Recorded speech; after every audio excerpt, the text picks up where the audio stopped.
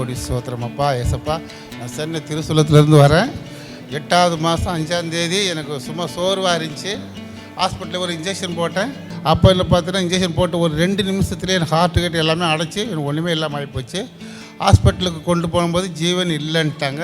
Doctor, நீங்கள் அடுத்து மேற்கொண்டு நடக்க வேண்டிய காரியத்தை பாருங்கள், இங்கே எங்களால் முடியாது, இங்கே ஒன்றும் கிடையாது, ஜீவன் கிடையாது அப்படின்னு சொல்லிட்டாங்களாம். அப்போது எங்கள் பிள்ளைங்க துணிச்சலாக என்ன பண்ணியிருக்காங்கன்னா அன்பன் பாரத்துக்கு ஃபோன் பண்ணாங்க. அப்பா மாதம் இங்கே வருவார், அங்கே ஃபோன் பண்ணும்போது ஆண்டவர் ஜீவனை கொடுப்பார்மான்னு சொல்லி எங்களுக்காக பாரத்தோடு அன்பன் பாரத்துலேருந்து ஜெபம் பண்ண போது பரலோகத்தின் தேவனுக்கு எங்களை மேலே இறக்க வச்சு என் பிள்ளைகளை அனாதையாக விடாத அளவில் என் தேவன் எங்களுக்கு கொண்டு போனாங்க. அப்பொழுது இந்த சொன்னார், ஒரு 5 நிமிஷம் பொறுத்து ஜெபம் பண்ண பிறகு அசை வந்தது. அப்புறம் ஒரு ஹாஸ்பிட்டலுக்கு கொண்டு போயிட்டு பார்த்தாங்க. டைலிசஸ் கிட்னியெல்லாம் பாதிக்கப்பட்டுச்சுன்னு சொல்லிட்டாங்க. டைலிசஸ் காலத்தில் பண்ணியிருந்தாங்க. பண்ண உடனே 12வது மாதம் நான் மீட்டிங் வந்து ஐயாட்ட சொல்லி ஜெபம் பண்ண அன்னைக்கே இந்த டைலிசஸ் அகற்றப்பட்டுச்சு. நாங்கள் கோயம்புத்தூர்லேருந்து வரோம். நெடு நாட்களாக நாங்கள் வீட்டுக்காக ஜெபம் பண்ண நாட்கள் உண்டு. இப்போ எங்களுக்கு கடவுள் ஒரு நல்ல ஒரு வீட்டை கொடுத்தாரு. அண்ணனுக்கு ஃபோன் பண்ணி கேட்கும்போது சாலோம் பேலஸ்ன்னு பேர் வைக்க சொன்னாங்க. அதே மாதிரி பேர் வச்சோம். கடந்த டிசம்பர் 9ஆம் தேதி ஆண்டவருடைய மகிமைக்காக பிரதிஷ்டை செய்தோம். ஆண்டவருக்கும் நன்றி சொல்கிறோம்.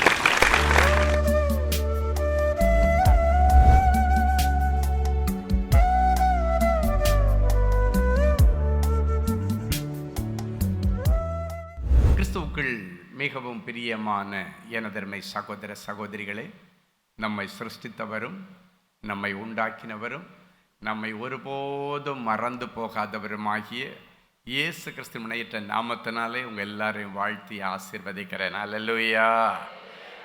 எல்லாரும் சந்தோஷமா இருக்கீங்களா? இன்றைக்கு ஆண்டவர் உங்களுக்காக கொண்டு வந்திருக்கிற மங்கள வார்த்தை உங்கள் மத்தியில் நான் எடுத்து சொல்ல விரும்புகிறேன். கர்த்தர் ஜெபத்தோடு இந்த காரியங்களை கேட்கும்படி சொல்லுகிறார். உங்கள் இருதயம் திறந்திருப்பதாக. சங்கீதம் 72 12வது வசனமும் 15வது வசனமும் 16வது வசனமும் இப்படியாய் சொல்லுகிறது. வாசிப்போமா? கூப்பிடுகிற எளியவனையும் உதவியற்ற சிறுமையானவனையும் அவர் விடுவிப்பார். அவர் பிழைத்திருப்பார். ஷேபாவின் பொன் அவருக்கு கொடுக்கப்படும். அவர் நிமித்தம் இடைவிடாமல் ஜெபம் பண்ணப்படும். என்னாலும் ஸ்தோத்தரிக்கப்படுவார். பூமியிலே மலைகளின் உச்சியில் ஒரு பிடி தானியம் விதைக்கப்பட்டிருக்கும். அதனுடைய விளைச்சல் லீபனோனைப் போல அசையும். பூமியின் புல்லை போல நகரத்தார் செழித்தோங்குவார்கள். இந்த நாள் செய்தியின் தலைப்பு, நீங்கள் குடியிருக்கும் பட்டணம். இன்னைக்கு ஆண்டவர் சொல்றாரு, நீ கொஞ்சம் ஒரு பிடி அளவு கொண்டு போய் தானியத்தை விதைக்கப்போ. கொஞ்சம் இன்வெஸ்ட் பண்ண, பெருசாக ஒன்று இன்வெஸ்ட் பண்ண வேண்டாம், கொஞ்சமே இன்வெஸ்ட் பண்ண, ஆனால் ஜெபத்தோட இன்வெஸ்ட் பண்ண. அதான் அந்த வசனம் சொல்லுகிற, ஜெபத்தோட இன்வெஸ்ட் பண்ண. கர்த்தருடைய மகிமை அங்கே வரும்பொழுது என்ன நடக்கும்? லீபனோனில் உள்ள கேதுருவை போல அசையாத வருமானம். சிலர் சொல்லுவாங்க, 1 மாதம் எனக்கு வருது, 2 மாதம் வருது, அடுத்து 10 மாதம் வரமாட்டேங்குது வருமானம். நல்லா ஜெபம் பண்ணுங்க. ஆண்டவர் நீங்கள் ஒரு பிடி தானியத்தை விதைச்சிங்கன்னா அந்த அசையாத லீபனோனின் கேதுருவை போன்ற விளைச்சலை உங்களுக்கு கொடுத்து, உங்களை புல்லுகள் எப்படி மடமடன்னு வளர்ந்து செழித்துவங்குதோ அதே போல செழித்துவங்க பண்ணுவார். ஏன்னா நீங்கள் கடன் வாங்க மாட்டீங்க, கொடுப்பீங்க. இன்னைக்கு நீங்கள் செய்ய வேண்டிய ஒரு காரியம், நிறைய பிள்ளைங்க கடனில் சிக்கி இருக்கிறவங்க இங்கே இருக்கிறீங்க. ஒரு கடனை வாங்கி இன்னொரு கடன், அதை அடைக்க இன்னொரு இடம், இங்கே வட்டி கொடுக்க இன்னொரு இடம், அப்படியே வாங்கி ஃபீஸ் கட்ட இன்னொரு இடம் வாங்கி அப்படியே கடலில் சிக்கி இருக்கிறீங்க. இன்றைக்கி ஒரு லிஸ்ட் எடுத்துருங்க. அந்த லிஸ்ட்டை பைபிளில் வச்சு நல்லா ஜெபம் பண்ணுங்க. ஆண்டவரே, நீ சொல்லி இருக்கிறீங்க, கூப்பிடுகிற எளியவனையும் உதவியற்ற சிறுமையானவனை, அப்படின்னா யாராலும் உதவி பெற முடியாத சிறுமையானவனையும் நீர் விடுவிப்பேன்னு சொன்னீங்களே, இந்த கடனிலிருந்து என்னை விடுவியும். வசனத்தை சொல்லி ஜெபிக்க பழகுங்க. நிறைய பேர் மடமடமான 2 மணி நேரம் ஜெபம் பண்ணுவாங்க, ஒரு வசனம் உள்ள இருக்காது. வசனத்தை சொல்லி ஜெபம் பண்ணா, அந்த வசனத்தை சொல்லி ஜெபிக்கும் பொழுது அந்த ஜெபத்தில் ஒரு பவர், இன்னைக்கு உங்க ஜெப பேட்டர்னை நீங்க மாத்திரணும். எனக்கு தானே சொல்லியிருக்கேன், இந்த வசனத்தின்படி நான் உம்மிடத்தில் வருகிறேன். உதவியற்ற நிலைமையில கிடக்கிறேன் நான். ஆண்டவரை நான் கூப்பிடுகிற எளியவனாயிருக்கிற உங்களை நோக்கி நான் கூப்பிடுகிறேன். சிறுமையும் எளிமையும் ஆனவன் தண்ணீரை தேடி அலைந்து அது கிடையாத பட்சத்திலே என்று வேதத்தில் ஒரு வசனம் இருக்கிறது. கர்த்தர் அப்படிப்பட்ட பிள்ளைகளுக்கு வெயிலுக்கு உறங்குகிற நிழலாய் இருக்கிறாராம். மோதி அடிக்கிற பெருவெள்ளத்தை போல சீறிக்கொண்டு பிரச்சனைகள் வரும் பொழுது அந்த பெருவெள்ளத்திற்கு தப்பும் அடைக்கலமாய் கர்த்தர் இருப்பார். எப்ப தெரியுமா? பெருவெள்ளம் வரும் பொழுது கர்த்தரை நோக்கி நீ கூப்பிடணும். ஹல்லேலூயா. அப்பொழுது நீ அறியாததும் உனக்கு எட்டாததும் உன் கண்களுக்கு புலப்படாத ஆராய்ந்து முடியாத பெரிய காரியங்களை செய்வார். ஈசாக்கு விதைக்க போனா அப்பொழுது இயற்கை அவனுக்கு எதிர்மறையாயிருந்தது. ஆனால் கர்த்தர் அவனுக்கு ஆதரவாயிருந்தார். ஏன் கர்த்தர் அவனுக்கு ஆதரவா இருந்தான் தெரியுமா? வேதம் சொல்கிறது, அவன் தன் மனைவிக்காக ஜெபித்தான். நிறைய பேர் இன்னைக்கு தன் குடும்பத்துக்காக ஜெபிக்கிறது இல்லை. அவன் தன் மனைவிக்காக ஜெபித்த பொழுது மனைவியினுடைய அடைக்கப்பட்ட கற்பத்தை திறந்து இரட்ட பிள்ளைகளை கொடுத்தார். அவனுக்கு ஜெபிக்கிற ஒரு பழக்கம். என் அன்பு தேவனுடைய பிள்ளை, அதான் சொல்றேன், ஒரு நாள் நான் என்கிற மமதை இருக்கக்கூடாது. அது இருந்துச்சுன்னா நீ பிழைக்கிற இடத்துல, நீ வியாபாரம் பண்ற இடத்துல உன்னால முன்னேறவே முடியாது. ஆண்டவரை பிடிச்சிட்டு, ஆண்டவரே நீங்க தான் ஆண்டவரே, நீங்க தான் ஆண்டவரே, நீங்க தான் ஆண்டவரேன்னு நீங்க சொல்ல சொல்ல சொல்ல ஆண்டவரை உயர்த்திட்டே இருப்பார். ஹல்லேலூயா. சரி, முதல்ல ஆண்டவர் சொல்றாரு நீங்கள் பிழைத்திருப்பீர்கள். ரெண்டாவது சொல்றாரு நீ சுதந்திரிக்கிற பட்டணத்துல, குடியிருக்கிற பட்டணத்துல சுகித்திருப்பாய் என்று சொல்லுகிறார். ஒரு அருமையான வசனம். எரேமியா 30ஆம் அதிகாரம் 10வது வசனம் இப்படியாய் சொல்லுகிறது. எடுத்து வாசிப்போமா? ஆகையால் என் தாசனாகிய யாக்கோபே நீ பயப்படாதே, நீ பயப்படாத. இஸ்ரவேலே, இஸ்ரவேலே கலங்காதே என்று கர்த்தர் சொல்லுகிறார். கலங்காதே என்று கர்த்தர் சொல்லுகிறார். இதோ இதோ நான் உன்னை தூரத்திலும், நான் உன்னை தூரத்திலும், உன் சந்ததியை தங்கள் சிறையிருப்பின் தேசத்திலும், உன் சந்ததியை தங்கள் சிறையிருப்பின் தேசத்திலும் இராதபடி ரட்சிப்பேன். இராதபடிக்கு ரட்சிப்பேன். யாக்கோபு திரும்பி வந்து, யாக்கோபு திரும்பி வந்து அமர்ந்து சுகித்திருப்பான். அமர்ந்து சுகித்திருப்பான். அவனை தத்தளிக்க பண்ணுகிறவன் இல்லை. அவனை தத்தளிக்க பண்ணுகிறவன் அல்ல. யாக்கோபு திரும்பி வந்து அமர்ந்து சுகித்திருப்பான். சுகித்திருக்க பண்ணுகிற தேவன். அதன் பிறகு அவனை தத்தளிக்க பண்ணுவார் இல்லை. இதே அதிகாரத்தில் இந்த 10ஆம் வசனத்துக்கு முன்னால 1லிருந்து 9 வரைக்கும் உள்ள வசனத்தை பார்த்தீங்கன்னா, ஒருத்தன் பாடுபடுறான். பிரசவ வலியை விட மோசமான வலி அவனுக்கு. அவ்வளவு வேதனை, அவ்வளவு தத்தளிப்பு, அவ்வளவு பிரச்சனை, அவ்வளவு நுகத்தடிகள். தோளின் மேல இருக்கிற நுகத்தடியை நான் எடுத்து முறித்து போட்டு அவன் கட்டுகளை அறுப்பேன் என்று சேனைகளின் கர்த்தர் சொல்லுகிறார் அப்படின்னு போட்டிருக்கு. அப்படின்னா இந்த 10வது வசனத்துக்கு முன்னால இருக்கிற 9 வசனமும் ஒரு மனுஷனுடைய கஷ்ட காலங்களை குறித்து வேதத்தில் எழுதப்பட்டிருக்கிறது. எப்படி ஒரு பிரசவிக்கிற ஸ்திரீயை போல ஆணாய் பிறந்தவர்கள் இடுப்பின் மேல கையை வச்சுட்டு முகம் மாறி வெளித்திருக்கிறதை காண்கிறது என்ன? யாக்கோபுக்கு அது இக்கட்டு காலம் என்று போடப்பட்டிருக்கு. அப்படின்னா இக்கட்டு காலத்தில் இருக்கிற நீங்கள், கடினமான காலத்திற்குள்ளே கடந்து கொண்டிருக்கிற நீங்கள், கஷ்ட காலத்தில் இருக்கிற நீங்கள், இன்னைக்கு பிறகு அதே இடத்துல இந்த வசனத்தின்படி நீ திரும்பி வந்து அமர்ந்து அதே இடத்திலே சுகித்திருப்பாய். இதுக்கு மேல உன்னை தத்தளிக்க பண்ணுவார் இல்லைன்னு கர்த்தர் தீர்க்க தரிசனமா உங்களுக்கு ஒரு உத்தரவாதம் கொடுத்து அனுப்புறார். ஹல்லேலூயா. அப்படின்னா ஷார்ட்டா சொன்னா, உன் கஷ்ட காலத்திற்கு முடிவு வந்தது. இந்த கஷ்ட காலத்துக்கு பைபிள்ல ஒரு வார்த்தை போட்டிருக்கு. என்ன தெரியுமா? இக்கட்டு காலம்.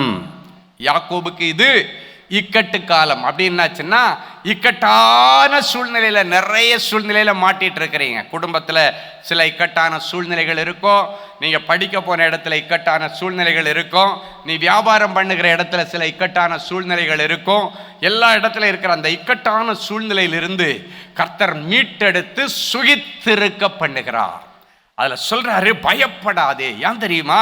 அதுக்கு முன்னால் உள்ள அந்த 9 வசனங்கள்ல ஒரு மனுஷன் என்னென்ன கஷ்டப்படக்கூடாதோ எல்லா கஷ்டமா இருக்கு. அதுல ஒரு வசனம் இருக்குது, இதை போலத்த நாள் இல்லை அப்படின்னு எழுதியிருக்கு. அப்படின்னா இது போல ஒரு கஷ்ட காலத்தை என் லைஃப்ல நான் பார்த்ததே இல்லை. அதெல்லாம் தான் அந்த 9வது வசனம் வரைக்கும் உள்ள வார்த்தைகள். அதெல்லாம் பார்த்துட்டு தான் ஆண்டவர் சொல்றாரு, இது போல ஒரு கஷ்ட காலத்தை நீ பார்த்ததில்லை, எல்லாம் உண்மைதான்ப்பா, அதுக்காக நீ பயப்படாதே. இஸ்ரவேலே நீ கலங்காத, இதெல்லாம் இருக்குதுன்னு நீ கலங்கிறாத, நான் உன் கூட இருக்கிற, உன் சந்ததியை தன் சிறையிருப்பின் தேசத்தில் இராதபடிக்கு நான் ரட்சிப்பேன். ஆண்டவர் தீர்க்க தரிசனமாக சொல்றாரு, உன் பிள்ளைங்க யார் யார் ரட்சிக்கப்படலை, யார் யார் சிறையிருப்பில் இருக்கிறாங்க, அவங்க எல்லாரையும் சந்திக்கும்படி கர்த்தர் இன்றைக்கு ஒரு பலவந்த ரட்சிப்பை கொண்டு வருகிறார். ஹல்லேலூயா. இதை போலொத்த நாள் இல்லை, இது யாக்கோபுக்கு இக்கட்டு காலன்னு போடப்பட்டிருக்கிறது. அதே இடத்துல ஆண்டவர் சொல்லாரு, கவலைப்படாத, கலங்காத, பயப்படாதடா, டென்ஷன் ஆகாதடா, இரு, உன் சந்ததியை சிறையிருப்பின் தேசத்தில் இராதபடிக்கு நான் ரட்சிப்பேன். யாக்கோபு திரும்பி வந்து அமர்ந்து சுகித்திருப்பான், அதன் பிறகு அவனை தத்தளிக்க பண்ணுவாரில்லை. இன்னைக்கு ஒருவேளை தத்தளிக்கிற நிலைமையில நீ வந்திருக்கலாம். நடுக்கடல்ல தத்தளிக்கிறவங்க எப்படி இருப்பாங்கன்னு உங்களுக்கு தெரியும். நம்ம கரை சேருவோமோன்னு நம்பிக்கையே இருக்காது. அப்போஸ்தலனாகிய பவுல் சொல்லுகிறான், தப்பி பிழைப்போம் என்கிற நம்பிக்கை இல்லை. கப்பல்ல அவ்வளவு புயல் காற்று, ஒரே சூறாவளி காற்று அடிக்குது, கப்பல் எங்க போகுதுன்னு அவங்களுக்கே தெரியாது. கடைசியா ஒரு தீவுல போய் அது நிக்குது. காரணம் என்ன தெரியுமா? அந்த அப்போஸ்தலனாகிய பவுலுக்காக ஆண்டவர் அந்த தீவுல கொண்டு போய் நிறுத்தினார். எல்லாரும் பயந்து போயிருக்காங்க, பல நாட்கள் சாப்பிடல, பயத்துல சாப்பிடாம இருக்கிறான். அப்பதான் அந்த வசனம் சொல்லுகிறது, தப்பித்துக் கொள்வோம் என்கிற நம்பிக்கை இல்லாதிருந்த நிலை. ஆனால் அவன் சொல்றான், பயப்படாதீங்க, கர்த்தர் நம்மோடு இருக்கிறார், அவர் நம்மை கரை சேர்ப்பார். இன்னைக்கு என்னென்ன பிரச்சனைகளை சிக்கிட்டு கரை சேர முடியலன்னு கதறி கொண்டிருக்கிறாயோ, கரை சேர்க்கிற கர்த்தர் உன்னோடு இருக்கிறார். மீனின் வயிற்றுக்குள்ளால கிடந்த யோனாவுக்கு ஆக்சிஜன் எப்படி போச்சு? வயிற்றுக்குள்ளால 3 நாள் கடந்தான். 3 நிமிஷம் ஒரு மனுஷன் மூச்சு விடாம இருக்க முடியாது, அவன் செத்து போயிடுவான். ஆனா 3 நாட்கள் அவன் யோனா அந்த மீனின் வயிற்றுக்குள்ளே இருந்தான். எப்படி இருந்தான் தெரியுமா? வேதம் சொல்லுகிறது, நான் உள்மூச்சு வாங்கும் பொழுது என்னுடைய உயிர் உங்க கையில இருக்குது. அவன் மீனின் வயிற்றுக்குள்ள இருக்கும் பொழுது அவன் மூச்சு வாங்கிறதும் விடுகிறதும், மூச்சு வாங்கிறதும் விடுகிறதும் என் ஆண்டவருடைய கையில இருந்தது. 3வது நாள் தப்பித்து பிழைப்போம் என்கிற நம்பிக்கை இல்லாத இருந்தவனுக்கு ஒரு நம்பிக்கை வருகிறது, நம்ம ஆண்டவரை நோக்கி கூப்பிட்டா விடுதலை கிடைக்கும். பொருத்தனை பண்ணி ஜெபிக்கிறான், ஆண்டவரே நான் துதியின் சத்தத்தோடு நான் ஜெபிப்பேன், உம்மை நோக்கி நான் கூப்பிடுகிறேன் ஆண்டவரே. அப்போ ஆண்டவர் மீனுக்கு ஆர்டர் போட்டார், அது கொண்டு போய் அவனை கரையில் கக்கிட்டு வந்து கரை சேர்க்கிற ஆண்டவர். இந்த வசனத்தில் நம்ம பார்த்துறோம், ஆண்டவர் சொல்றாரு, யாக்கோபு திரும்பி வந்து அமர்ந்து சுகித்திருப்பான், அவனை இனி யாரும் தத்தளிக்க பண்ண முடியாது. ஹல்லேலூயா. அப்படின்னா உன்னுடைய தத்தளிப்பின் பாத்திரத்தை எடுத்து போட்டு ஆண்டவர் சமாதானத்தின் பாத்திரத்தை உன் வீட்டிலே கொண்டு வருவான். உன் அலங்கத்திற்குள்ளே சமாதானமும் உன் அரண்மனைக்குள்ளே சுகமும் தங்கி இருக்கும். ஆமேன். நம்ம ஊரில் ஒரு தாய் எனக்கு தெரியும். நம்ம ஊரில் அந்த காலத்தில் சல்லி தள்ளுறதுன்னு சொல்லுவாங்க, பழைய பெரியவர்களுக்கெல்லாம் தெரியும். வயசான தாய்மார்கள் எல்லாம் போயிட்டு பாறைக்கு அடியில் உட்காந்துட்டு பெரிய கல்லுகளை எடுத்து வச்சு ஒரு வளைய மாதிரி ஒன்று இருக்கும், அதை பிடிச்சி வச்சுட்டு உள்ளே வச்சு சல்லி தள்ளுவாங்க. தள்ளி ஒரு பெரிய பாக்ஸ் மாதிரி இருக்கும், அதில் கொட்டி அளப்பாங்க, இவ்வளோ இவ்வளவுன்னு சொல்லி எவ்வளவு தள்ளுறாங்களோ அவ்வளவு காசு வரும். சல்லி தள்ளி சல்லியை உடைச்சி ஒரு பிள்ளைய படிக்க வச்சாங்க ஒரு தாய். ஆனால் படிக்க வச்சு அவனை அரசாங்கத்தில் வேலையை வாங்கி கொடுத்துட்டாங்க, கஷ்டப்பட்டு அந்த தாய். அது ஹஸ்பண்ட் கிடையாது, சின்ன வயசில் ஹஸ்பண்ட் இறந்துட்டாரு. இந்த தாய் பிள்ளை எப்படியாவது படிக்க வைக்கணும்னு சொல்லி. ஆனால் எனக்கு இந்த அரசாங்க உத்தியோகம் கடத்தி வந்த உடனே தலைகால புரியலை. ஒரு நாள் லீவுக்கு வந்தான், வெளியூரில் தான் வேலை செய்துட்டு இருந்தான், லீவுக்கு வந்தான். வந்து அவங்க அம்மா ஏதோ சொன்னாங்க, காலால் எட்டி உதைச்சான் பாருங்க, ஒரு உதை ஓன்னு அழுதாங்க. அழுதுட்டு எனக்கு ஆஃபீஸ்க்கு சென்னைக்கு ஃபோன் பண்ணாங்க. ஃபோன் பண்ணி, தம்பி எனக்கு தெரிஞ்ச குடும்பம் தான், இது மாதிரி அவன் வந்தான், லீவில் வந்தான், பிள்ளை வந்தான்னு ஆசையாக பார்த்தேன், எட்டி உதைச்சான், தலையில் அடிபட்டுட்டு தம்பி, தலையில் இப்படி ஒரு எலுமிச்சம்பழ சைஸு வீங்கி போச்சு தம்பி, எனக்காக ஜோம் பண்ணுடா அப்படின்னாங்க. எனக்கு மனசுக்கு ரொம்ப கஷ்டமாயிட்டு. ஏன்னா அவன் வேலைக்கு போகும்போது இந்த தாய் எவ்வளவு கஷ்டப்பட்டாங்க, எவ்வளவு வேதனைப்பட்டு அந்த பணத்தை எல்லாம் அவங்க ஒழுங்கு பண்ணி கொடுத்தாங்க, எல்லாம் எனக்கு தெரியும். அவங்க ஃபேமிலியில் உள்ள எல்லாமே தெரியும். அவங்க எப்படி சொல்லி தரலாங்கன்றது வரைக்கும் எனக்கு தெரியும், சின்ன வயசுல இருந்தே. ஆனால் என்ன நடந்துச்சு தெரியுமா? அந்த தாய் அவ்வளோ அழுதாங்க. நான் சொன்னேன், அம்மா பிள்ளையாக, அதனால நீங்கள் ரொம்ப அழுதீங்கன்னா அவனுக்கு ஏதாவது ஆகிடும். சும்மா தான் சொன்னேங்க, சும்மா சொன்னேன். நீங்கள் அழுதீங்கன்னா ஆண்டவருக்கு பொறுக்காத, அவனுக்கு ஏதாவது ஆகிடுமா, அதனால ஒன்றா சரி பிள்ளை தானே விட்டுருங்க, ஒன்றும் ஆகாதுன்னு சொல்லிட்டு பட்ட காயத்துக்கு மட்டும்தான் நான் ஜெபம் பண்ணேன். ஆண்டவரே அது ஒன்றும் அவங்களை காயப்படுத்தக்கூடாது. அவங்களுக்கு இந்த பட்ட காயத்தை விட மனக்காயம். என்ன நடந்துச்சு தெரியுமா? அடுத்த நாள் அவன் டியூட்டியில் இருக்கும்போது திடீர்னு ஒரு ஆக்சிடெண்ட் ஆகி எந்த காலால் எட்டி உதைச்சான காலு முறிஞ்சிருச்சு. இப்போ அந்த அம்மா தான் ஃபோன் பண்ணி திருப்பி, தம்பி என் பையனுக்கு அந்த காலும் முறிஞ்சிருச்சுப்பா, டாக்டர்ஸ் சொல்லிட்டாங்க, என்னை நீ எப்படினாலும் கொஞ்சம் தாங்கி தாங்கி தான் நடக்கணும், உனக்கு அந்த ஹைட்டுக்கு கால் வராது அப்படின்னு சொல்லிட்டாங்க, அவன் பிள்ளைக்காக ஜெபம் பண்ணடான்னாங்க. அதான் தாய், நான் பிள்ளை. இன்னைக்கு ஆண்டவர் சொல்கிறார், உன் பிள்ளையை சிறையிறப்பின் தேசத்தில் அறாதபடிக்கு நான் ரட்சிப்பேன். நேற்றைக்கு வரைக்கும் மூர்க்க குணமாக இருந்த பிள்ளை, குடிச்சு சிகரெட்டை மூஞ்சிலையை கொண்டு ஊதின பிள்ளை, ஆம்லேட் போட்டு கொடுக்கல, மீன் பிரித்து கொடுக்கலன்னு சொல்லி உன்னை கெட்ட வார்த்தை பேசின பிள்ளை, இனி பரிசுத்த மணவாளனாக இருப்பான். உங்கள் பிள்ளைகளுக்கு துளிர்விடும் காலத்தை கர்த்தர் இன்னைக்கு கொடுக்கிறார். ஹல்லேலூயா. மூன்றாவதாக கடைசியாக நீடித்து வாழுகிற கிருபை. முதல்ல பிழைத்திருப்பீர்கள், இரண்டாவது சுகித்திருப்பீர்கள், மூன்றாவது ஆண்டவர் சொல்லுகிறார் நீடித்திருப்பீர்கள் என்று ஆண்டவர் சொல்லுகிறார். எடுத்து வாசிக்கலாம். உபாகமத்தின் புஸ்தகம் 5ஆம் அதிகாரம் 16வது வசனம் இப்படியாய் சொல்லுகிறது. எடுத்து வாசிப்போமா?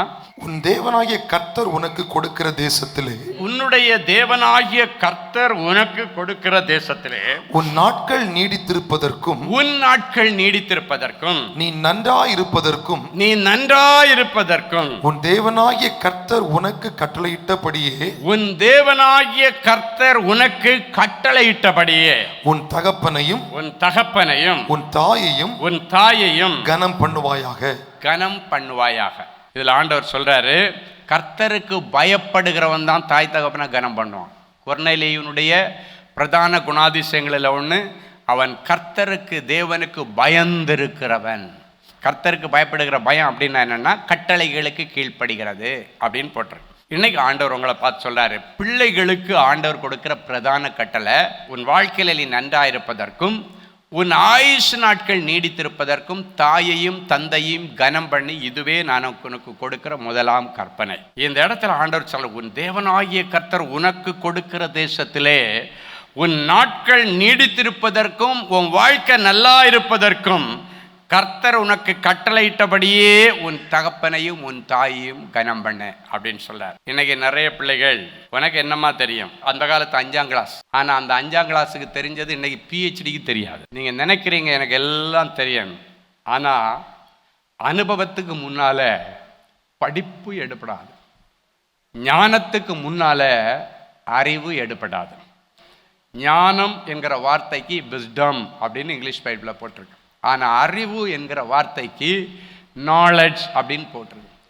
நாலெட்ஜா விஸ்டமா அப்படின்னு பார்த்தீங்கன்னா, அந்த விஸ்டம் ஒரு மனுஷனுக்கு வர்றதுக்கு படிப்பு தேவையில்லை. இவனோடு உள்ள உறவு தான் அவனுக்கு ஞானத்தை கொடுக்கும். கர்த்தருக்கு பயப்படுகிற பிள்ளைகளுக்கு ஞானத்தை ஆண்டவர் கொடுப்பார்.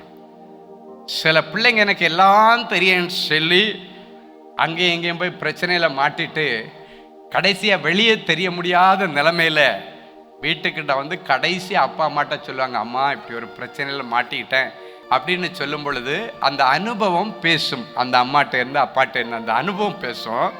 இப்படியெல்லாம் இங்கெல்லாம் நடந்ததுமா, அப்போ இப்படி தான் ஒரு காரியத்தை செய்தாங்கம்மா, அதுலேருந்து விடுதலை கிடைச்சதுமா, நம்ம இப்படி செய்வோம்மா அப்படின்ற அந்த இடத்துல அதை ஞானமாக ஹேண்டில் பண்ணுறது பெற்றோர்கள். நிறைய பிள்ளைகளுக்கு அது தெரியல. எங்கள் அம்மா படிக்கல 5ஆம் கிளாஸ், எங்கள் அம்மா பள்ளிக்கூடத்துக்கு மலைக்கு கூட ஒதுங்கலை, எங்கள் அம்மாவுக்கு ஒன்றும் தெரியாது, எங்கள் அப்பாவுக்கு ஒன்றும் தெரியாது. உங்கள் அம்மா அப்பா படித்தவங்களுக்கு கீழ்ப்படிங்கன்னு பைபிள் சொல்லலை. அவங்க படிக்கலைனாலும் உனக்கு தாயாக இருந்தா, உனக்கு தகப்பனாக இருந்தா, அவங்களுக்கு கீழ்ப்படிஞ்சா பைபிள் சொல்லுது நீ நல்லா இருப்ப. அதான் இந்த வசனம். நீ நன்றாயிருப்பதற்கும் உன் ஆயுசு நாட்கள் நீடித்திருப்பதற்கும் தாயையும் தந்தையும் கனம் பண்ணு. இப்போ நீங்கள் நினைக்கலாம், நல்லா இருக்கிறது அப்பா அம்மாவை கீழ்ப்படியணும், ஓகே, எனக்கு அதிக ஆயுசு நாள் வேணும்னா அம்மா அப்பாவை கீழ்ப்படியணுவான்னா கண்டிப்பாக ஆமான்னு ஆண்டவர் சொல்கிறார். அம்மா அப்பாவை கீழ்ப்படியலைன்னா எனக்கு சின்ன வயசில் சாவு வந்துடுமா, வந்துடும்னு ஆண்டவர் சொல்கிறார். நான் சொல்லலை, பைபிள் சொல்லுதுங்க. நான் இதை வாசிக்கும்போது ஒரு பகுதி ஆண்டவர் எனக்கு காமிச்சார், நானே ஷாக் ஆகிட்டேன். அந்த வசனம் என்னன்னா, அவர்களோ தங்கள் தகப்பன் சொல்லை கேளாமல் போனார்கள், கர்த்தரே அவர்களை சங்காரம் பண்ண தீர்மானித்தார். யாரை பற்றி சொல்லப்பட்டிருக்கிறது? ஓப்னி, பிரகாஷ் என்கிற 2 பேர். அவங்க அப்பாவுடைய பேர் ஏலி. அவங்க அப்பா இவங்க பேர் பண்ணுற தப்பையெல்லாம் சபையார் வந்து சொல்லும்போது அவர்கிட்ட சொல்லி சொல்லி பார்க்குறாரு அவங்க அப்பா சொல்கிறதை எதுவுமே கேட்கல. ஆண்டவர் அதுக்கு பிறகும் நிறைய டைம் கொடுத்தார். ஒரு நாள் வந்தது, ஆண்டவருடைய வசனம் சொல்லுகிறது, அவர்கள் தங்கள் தகப்பன் சொல்லை கேளாமல் போனபடியினாலே கர்த்தரே அவர்களை சங்காரம் பண்ண தீர்மானித்தார். பிசாசு இல்லை, கர்த்தரே சங்காரம் பண்ண தீர்மானித்தார். ஏன் தெரியுமா? அந்த வயசான மனுஷன் எவ்வளோ போராடுறான், அவ்வளவு சொல்லி இவனுக்கு காதலே வாங்கலை. அதனுடைய விளைவு என்ன தெரியுமா? ஒரு நாள் வந்துச்சு, 2 பேரும் ஒரே நாள் இறந்துட்டானுங்க, செத்துட்டானுங்க 2 பேரும். இவனுக்கு 2 பேர் செத்த செய்தி ஏலி என்கிற தகப்பனுக்கு வந்து சொல்கிறாங்க, உன் பசங்க 2 பேரும் செத்துட்டாங்க அப்படின்னு. உடனே அவர் நாற்காலியில் இருக்கிறான், பைபிளில் இருக்கிறத அப்படியே சொல்கிறேன். நாற்காலியில் இருந்தவன் அப்படியே அந்த செய்தி கேட்டோன்னா எழும்பி ஷாக்கில் தடுமாறி கீழே விழுந்து பிடரி முறிஞ்சி செத்தானான். பிடரின்னா என்ன தெரியுமா? முதுகெலும்பு முறிஞ்சி செத்துட்டான். ஏன்னா அந்த பிள்ளைகளுடைய மரண செய்தியை அவனால் கேட்க முடியல, அப்படியே ஷாக் ஆயிட்டான். அப்படியே எழும்பி நின்று அந்த சேர்லேருந்து எழும்பினவன் அப்படியே அந்த ஷாக்கில் கீழே விழுந்து பிடரி முறிஞ்சி செத்துட்டானான். 2 பிள்ளைகளுடைய மரணம், தகப்பனுடைய மரணம். அதே நாள் இன்னொன்று நடக்குது.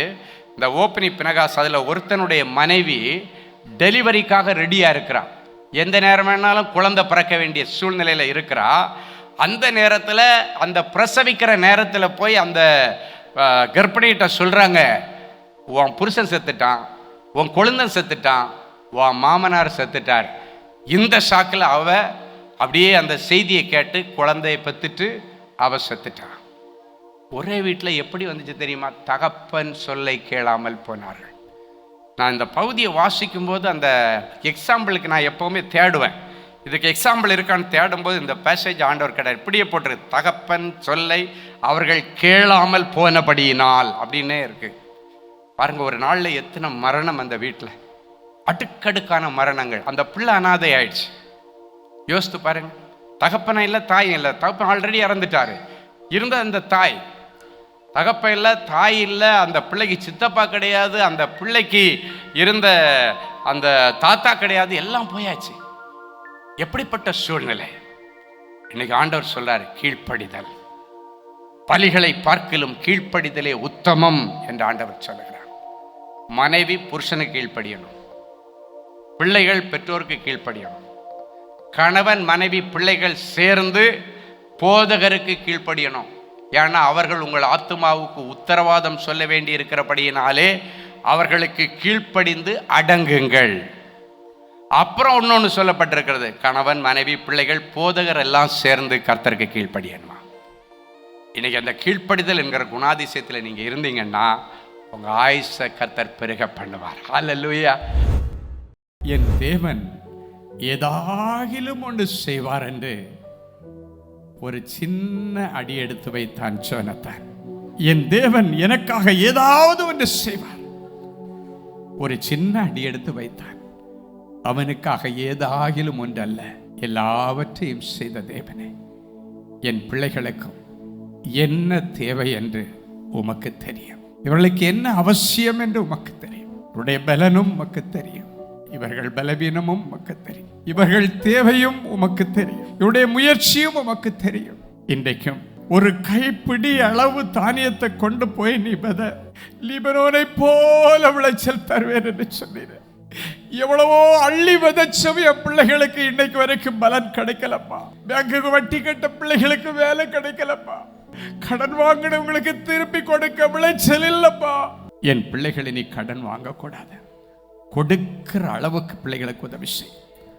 அரசு தேர்வு எழுதி அரசாங்க வேலைக்காய் காத்திருக்கிற பிள்ளைகளுக்கு சர்வஞானியே, கிரகிக்க முடியாத அற்புதங்களை செய்கிறவரே, என் பிள்ளைகளுக்கு ஒரு அரசாங்க உத்தியோகத்துக்கு வழி திறந்து தாங்க. அரசு அதிகாரிகள் மத்தியிலே சிங்காசனத்தில் உட்கார வைத்து அழகு பார்க்கிற கிருபையை தாரும். சர்வஞானியே, கிரகிக்க முடியாத அற்புதங்களை செய்கிறவரே, என் பிள்ளைகளுக்கு அரசாங்க சம்பளம் வாங்குற பாக்கியத்தை தாரும். வெளி தேசத்தில் போய் வேலை செய்து குடும்ப கஷ்டத்தை தீர்க்கலான்னு சொல்லி முயற்சி எடுத்துக்கொண்டிருக்கிற அநேக பிள்ளைகளை பார்க்கிறேன். கர்த்தர் அதற்கான வழிகளை திறப்பீராக. அவர்கள் கால் மிதிக்கப் போகிற தேசம் அவர்களுக்கும் அவர்களுக்கு பின்வரும் சந்ததிக்கும் கிடைப்பதாக நான் பிள்ளைகளை ஆசீர்வதித்து ஜெபிக்கிறேன். ஆசீர்வாதமாக இருக்கட்டும். சுகித்திருப்பீர்கள் என்று சொன்னீர்கள். தடைப்பட்டிருக்கிற சுப காரியங்கள், திருமண காரியங்கள் நேர்த்தியா, பெர்ஃபெக்டா, தடைகள் நீங்கி அழகா நடக்கட்டும். இயேசுவின் மூலம் பிதாவே, ஆமேன். அன்பு தேவனுடைய பிள்ளைகளே, இந்நிகழ்ச்சியின் மூலம் நீங்கள் பெற்றுக்கொண்ட ஆசீர்வாதங்களையும் உங்கள் ஜெப விண்ணப்பங்களையும் அனுப்ப வேண்டிய முகவரி: தேவனின் அன்பு ஊழியங்கள், Vinayak avenue, OMR road, Okkiyam, Thoraipakkam, Chennai 600097. மேலும் 24 மணி நேர ஜெப உதவிக்கு 04424547999 மற்றும் 9941150999 என்ற எண்களுக்கு தொடர்பு கொள்ளுங்கள்.